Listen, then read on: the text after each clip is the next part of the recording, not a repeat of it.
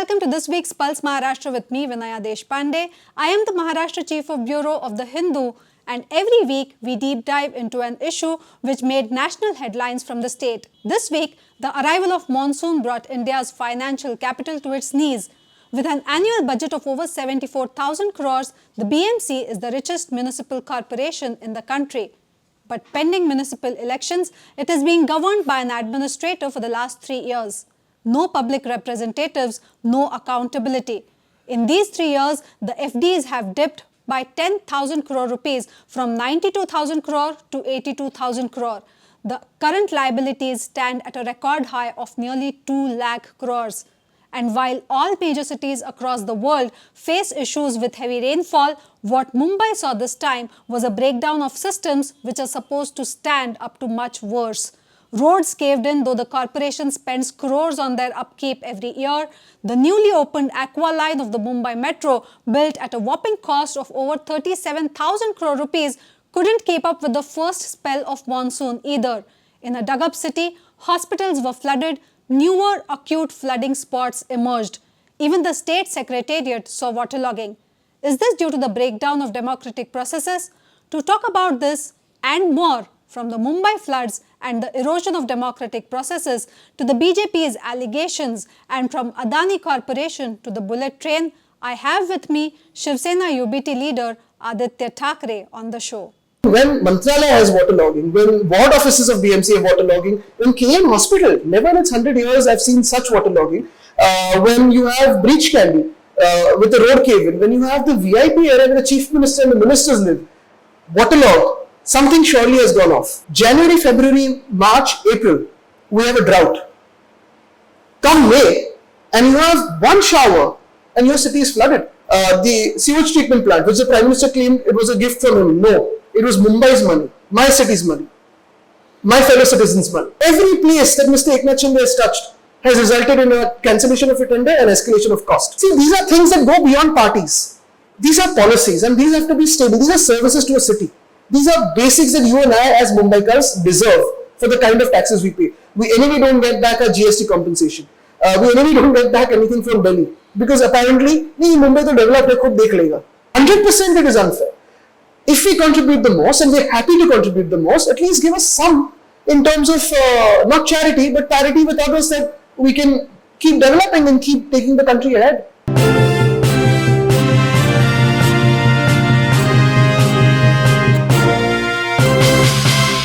Mr. Aaditya Thackeray, thank you so much for your valuable time. You know, the monsoon has just begun and we have seen that the first spell of monsoon got Mumbai on its knees. Do you see that this is a problem also because Mumbai, the allegations of Mumbai is being mismanaged? There are several people who say the infrastructure work is not happening properly. Mumbai is dug up everywhere. Is it because we have seen that the elections have not happened? There are no public representatives, and so clearly the tenets of democracy, when it comes to transparency, when it comes to accountability, do you think that they are being compromised? Absolutely. See, Mumbai needs a Mumbai voice. Today, if you see, Mumbai elections haven't happened for the last 3 years. Frankly, even though there are now 17 different town planning agencies, and all of these agencies have to be working in sync, one of the files that we were moving just before our government was stopping it was to make the BMC, which is an elected body by the citizens of Mumbai, the whole and sole authoritative body of Mumbai. That would be the only town planning agency in Mumbai. The rest, be it MHADA, BPT, anything, or even the railways, they have to ask the BMC what they're doing. Today what is happening is, Meri Jaga Main Raja. I will not ask the BMC of what I should be doing. The BMC is, of course, now being controlled by the Chief Minister's office. The problem is, how do citizens really bring logic into this? For example, right now if you see the coastal road that we initiated and started making should have been complete and would have been complete had we been in government. The coastal road where the public transport is still not accessible. Exactly. The gardens are now, there was a proposal to put up hoardings in the coastal road gardens, which we opposed because our plan was to make it an urban forest. Pedestrian pathway, bicycle pathway from Worli to PDP. That is not yet happening. Having said that, what I'm trying to bring to your attention is Mumbai, or be it Thana, or be it Pune, Nagpur, Nashik, Kolhapur, Sambhajinagar. So many cities do not have mayors or elected bodies today. Let's take a pan-Indian approach. Let's look at even Bengaluru, which has not had elections. I'll bring it closer to Mumbai and Pune. If you see Pune, in the situation of Pune right now, it's inundated with metro work, what they call Rada Roda, which is debris. That is being thrown into the rivers, the Moya and the Mutta. If you see the kind of bases the metro has in the rivers, it's almost like a tennis court in the river. It's obviously going to flood. And then the Pune riverfront development work that is happening. I've been an environment minister. I've seen the kind of nonsense that's going on there. Anywhere across the world, the basic logic is you widen the river, you deepen the river. What the Pune riverfront development is doing is narrowing the river and shallowing the river, making it into a bucket. What happened in Sabarmati cannot be copy-pasted for Moya Mutta. Rivers are different. But Pune, for the last 3 years, with the first 15 minutes of a shower, is getting flooded too. So, essentially, what you need is, yes, you need elections, yes, you need a mayor, but you need an elected body headed by the mayor with more authority. If you have authority, you have responsibility. If you have responsibility, you have authority. Do you think that this lack of responsibility is also one of the reasons why, and this might sound far-fetched, and pardon me for that, but newer acute flooding spots have been found in Mumbai this time on places which never saw flooding earlier. So we aren't just having places where there used to be flooding traditionally, the Hindumata, the King Circles of the city, but also South Mumbai, Churchgate, which had never seen flooding. Exactly. We've seen the Aqua Line, an extremely fancy glitzy project which has been brought up with the investment of over 34,000 crore rupees. With an illegal escalation of 10,000 crores by September 2019, which has to be investigated at a certain point. But you're right, I mean, when Mantralaya has waterlogging, when ward offices of BMC have waterlogging, when KM Hospital, never in its 100 years I've seen such waterlogging, when you have breach candy with the road cave-in, when you have the VIP area where the Chief Minister and the ministers live, waterlogged, something surely has gone off. The problem is, who is answering? Who is stepping out on the road? See, going and giving sound bites and pictures from the disaster management room, anyone can do it. What is the next step of action? And we are not even, in June. It's the end of May as of today. And see where we are going in terms of governance. January, February, March, April, we have a drought. Come May, and you have one shower, and your city is flooded. Yet the lakes are not full. Desal plant, cancelled. Climate action plan in abeyance. Public transport of BST pushed behind. Where are you taking my city? But at the same time, this almost seems to have become a political slugfest. Now today the BJP says that Aaditya Thackeray should answer about the 20 lakh crores which have been spent by the BMC in the last 20 years for all this work. Do they know how many zeros come in 20 lakh crores? Is it a jumla that the BJP My apology, it is 1 lakh crore for 20 years. I'll tell you. This is a very simple equation. When we got into BMC governance in 1997, the BMC was in a deficit of 600 crores. From 97 to 2022, when a term ended, that was just around COVID and we were going for re-election, from 600 crores deficit, we planned the finances of the BMC, brought it up to 92,000 crores surplus. Now, every year, there is a budget that is released. When the budget is framed, formulated and released, you have all parties sitting there. It's not like the cabinet. It's not like the state cabinet that only one of the ruling parties. Every party is there. The municipal commissioner reads the budget. And if you read the budget, you will have estimates of income, of revenues and your expenditure. You will also have a whole table for why this 92,000 crore surplus money was kept aside in fixed deposit. Each of that penny was linked to a particular project. The sewage treatment plant, which the Prime Minister claimed it was a gift from him. No, it was Mumbai's money, my city's money, my fellow citizens' money. You see the Goregaon-Mulund link road. After our government got toppled, these guys cancelled the early tender, escalated the cost, gave it to their favorite contractor. The coastal road, after our government got toppled, they escalated the cost, gave it to their favorite contractor. Every place that Mr. Eknath Shinde has touched has resulted in a cancellation of a tender and escalation of cost. Now you think of this, the kind of terrible financial mismanagement they do, or the brilliance of filling their own pockets. 2022, we were in a surplus of 92,000 crores as fixed deposits.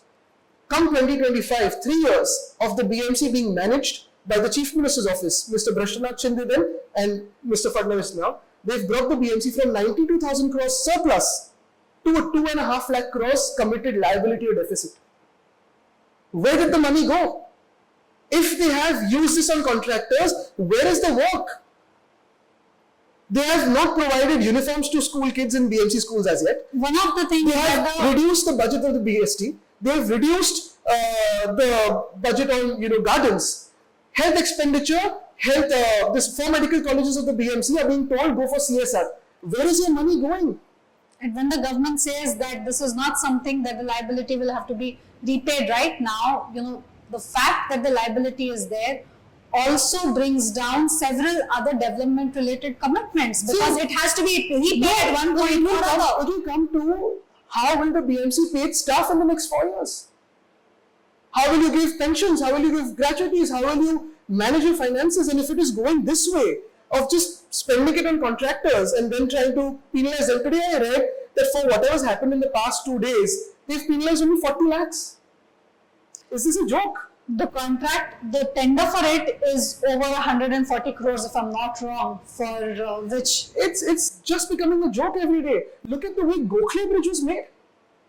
You have a 7 feet gap into connection bridges. But Mr. Aaditya Thackeray, there's an unending list of those all the bikers. The point is... I am calling for a free and fair inquiry into this.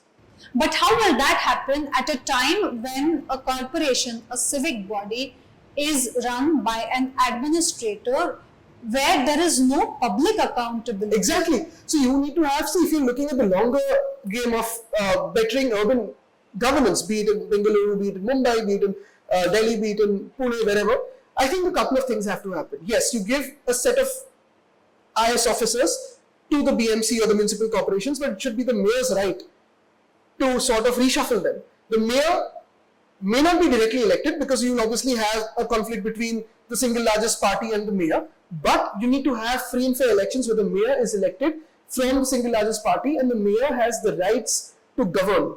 He or she has the right to govern. Look at most successful cities around the world, right?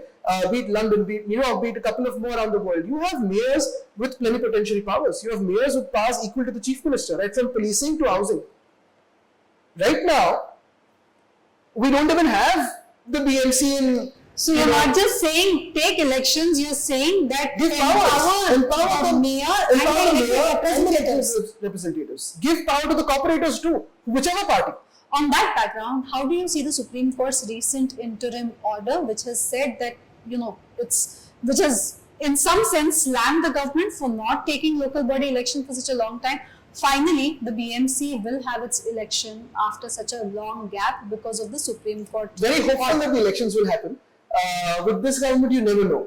I mean, see, again, the joke is the same BJP that's going around saying one nation, one election. And they can't have 30 municipal corporation elections in Maharashtra. Again, along with that, what about transparency? Whether I win or whether I lose, what about ballot paper? Are you saying that the Supreme Court interim order doesn't really make much of a difference on ground? I really hope that this government follows the order and actually holds elections on ground. Are you not hopeful about that? I mean, look at the track record. For the last 3 years, you had ample time to hold elections. You were not holding elections. You were scared of losing. And again, look, in a democracy, you may win, you may lose, you may win again. That's not the thing. You have the whole force that you bring, the might of all the campaign and electioneering that you bring. Do whatever you want to, but at least let Mumbaikars, let Punekars, let Thanekars, Nashikars, Nagpurkars have their voice in electing their own municipal corporation. What's your wish list? Now that the Supreme Court has given its interim order, though the case has not yet been resolved, it's still pending and we will have the hearings which will continue hereafter as well. But the fact, why? Look, again, like I said, I really hope that the order is implemented. But my wish list immediately is, at least now come to sense. Wake up. Stop fighting within the three parties for government bungalows and better cars and who's going to be district guardian minister. Look at what the people are saying. The farmers are in distress. Thousands of hectares of farmland has been destroyed with unseasonal rainfall in May. Not a single rupee of compensation has gone to them. You have homes and shops being destroyed because of your lack of preparedness for monsoons in May. despite 2 warning showers before that. People are wanting help. Help them, give them compensation. Look at your public transport, fix something out there. Just don't go around putting more hoardings and banners. Somewhere bring a limit on banners, political banners. There's a long wish list. Look, if you ask me, my priority, back in government, it's about walkability of my cities. It's about public transport. It's about my education that we were fixing. We were probably the only municipal corporation in the world to have a state board, ICSE, CBSE, IB, IGCSE. We were the only municipal corporation in the world to have 4 medical colleges, apart from primary healthcare centers, and tertiary and super specialty hospitals and a trauma care center. Sadly, all of this has collapsed in the past 3 years. But with a financial capital like that, Mumbai deserves a lot more than it had. And it should have had. 2 simple projects which have been closed down because the BMC is now under the state government. Okay, one was, we were probably one of those municipal corporations, probably the top 2 or 3 in the world, where we had brought 80 services of the BMC on a WhatsApp chatbot. It was as simple as that. Zero human interface. You can sit at home, pay your bills, get your birth certificate, get your marriage certificate, do whatever you want, because we were connecting end to end in terms of technology. Simple as on a WhatsApp, not even downloading an app. Closed down because it was a project started by us. We didn't have a party around it, we didn't have a name on it, ideology on it. Our ideology was to serve Mumbaikars. Shut down. The other one was a Safe School project, which I've written about very often, asking the Chief Minister to start again. The Safe School project was a very simple one. We were working with a global think tank. 50 meters radius around a school has to be safe for a child to get off a rickshaw, a bus, a cab, a private car, bicycle, bike, whatever, to go into the school and go back home. A city that is safe for kids is safe for anyone. And inside the school, the Safe School program had ophthalmology, so you check your eyes every year, dental checkups, mental counseling and career counseling, and type 1 diabetes management. Shut down because started by us. Why are we doing this? Where is public money then going? Actually, most of this was actually CSR. Why do you shut it down? And this is what I say, that you need more local voices in local governments. When you say all these things, the retort that comes is that, it isn't like everything was hunky-dory when Shiv Sena led the BMC. Then don't inaugurate our projects. Last month, the Guardian Minister of Suburbs inaugurated an urban forest in Maror, which was started by us. They didn't inaugurate it for the last 2 years because it was started by us and they thought the public memory would be raised. Don't inaugurate the treetop walkway at Walkeshwar, which we started, and is now earning lakhs a month for the BMC. You kept it pending for 3 years. Don't inaugurate the coastal road that was started by us. Don't inaugurate the EV buses that were brought in by us. See, these are things that go beyond parties. These are policies and these have to be stable. These are services to a city. These are basics that you and I as Mumbaikars deserve for the kind of taxes we pay. We anyway don't get back our GST compensation. We anyway don't get back anything from Delhi. Because apparently, Mumbai to develop है खुद देख लेगा. Do you think it's unfair, the fact that Mumbai contributes the most? 100% it is unfair. If we contribute the most and we're happy to contribute the most, at least give us some in terms of not charity but parity with others, that we can keep developing and keep taking the country ahead. You said you have a long wish list when it comes to Mumbai.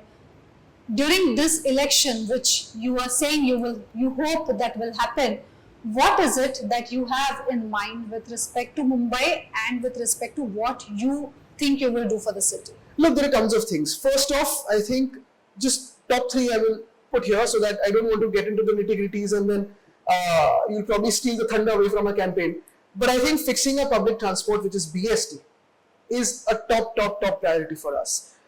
Fixing our schools and healthcare system, which has gone down completely, will be a priority for us. And of course, this whole scam about the roads and whatever they've tried to do with digging up all the roads, giving it to their favorite contractors, trying to siphon money out of it.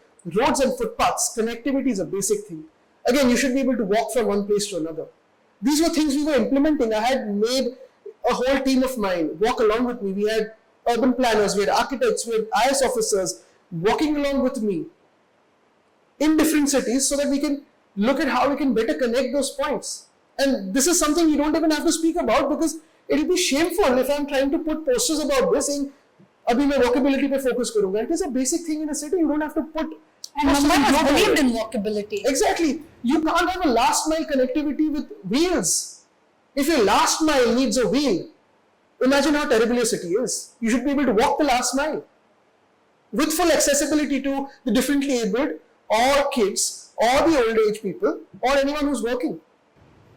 You know, right now, some time ago, when you were speaking about the rains, one of the things that you said were that there should be compensation for all those who have suffered losses. We have seen the kind of strain on the state exchequer. We are seeing reports after reports which say that even for the rollout of Ladki Bahin Yojana, funds from other departments are being diverted at such a juncture where there is financial distress, though the government has denied it. How do you think that the state government can give any compensation? See, and then what?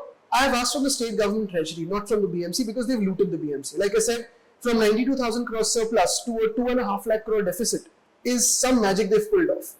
But they must compensate us from the state treasury because A, they are not claiming that the treasury is in problem. They are saying everything's hunky-dory, everything's great. One.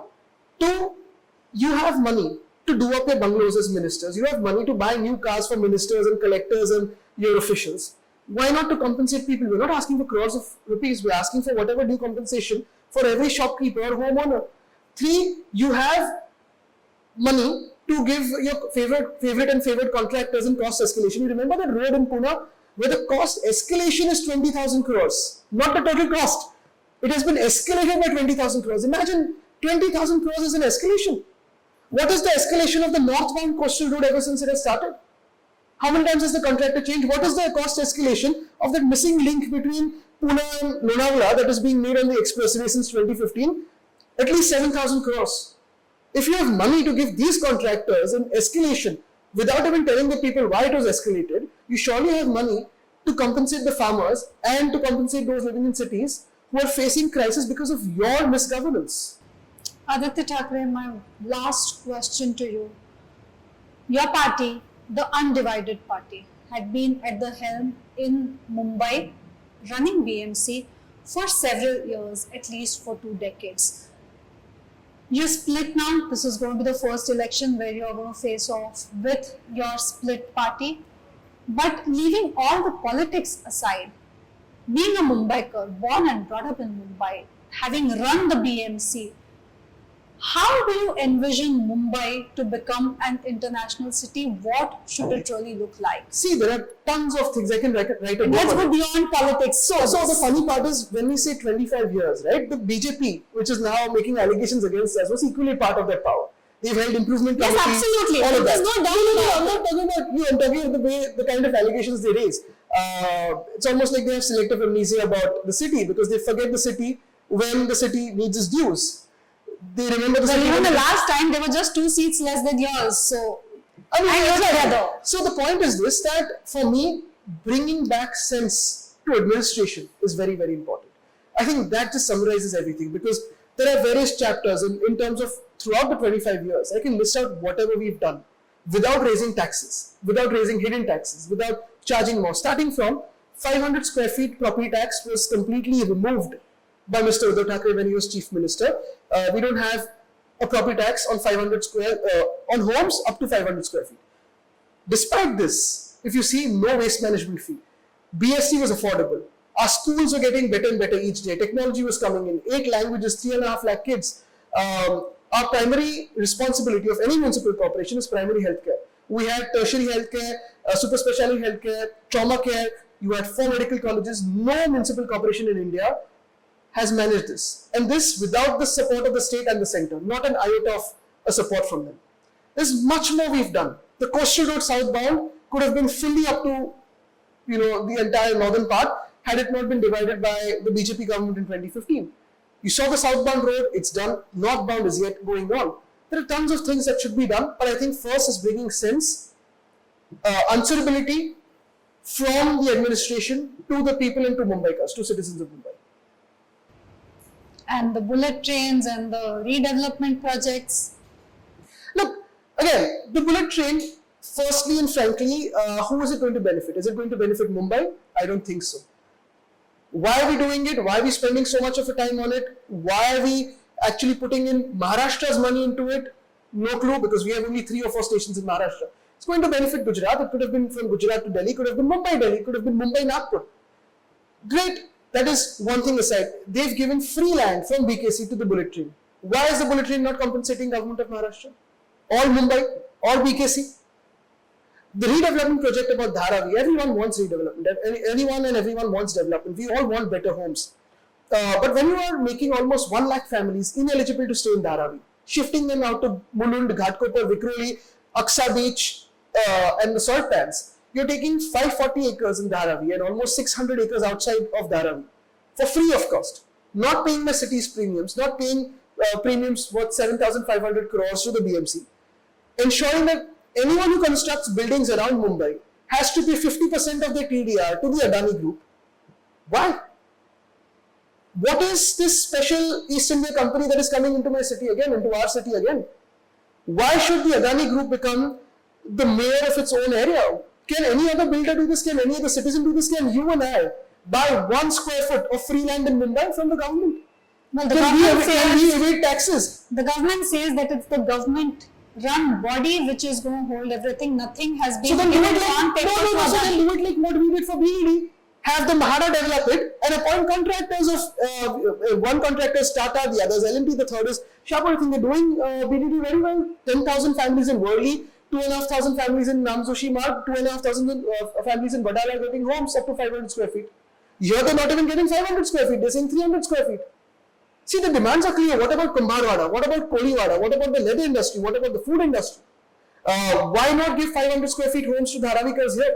Why not make everyone eligible? Why not make police housing in service and for retired police people in Mumbai to get homes there? Why not make it for government officials? Why not make it for BMC officials?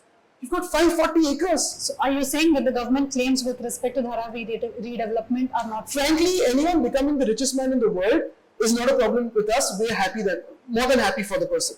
But you cannot do it at the cost of a city. You have to give the city its dues, follow the norms, not bend the rules for yourself.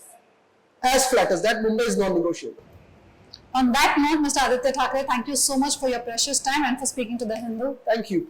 This was Aaditya Thackeray speaking candidly on several issues pertaining to Mumbai. Obviously, the issue right now, which is in public mind, is with respect to the rains and the misery it has caused in the city. But with elections coming, the agenda which has been set forth by Aaditya Thackeray will be looked up for the few months coming ahead. If the elections happen. If the elections happen. Thank you so much for watching.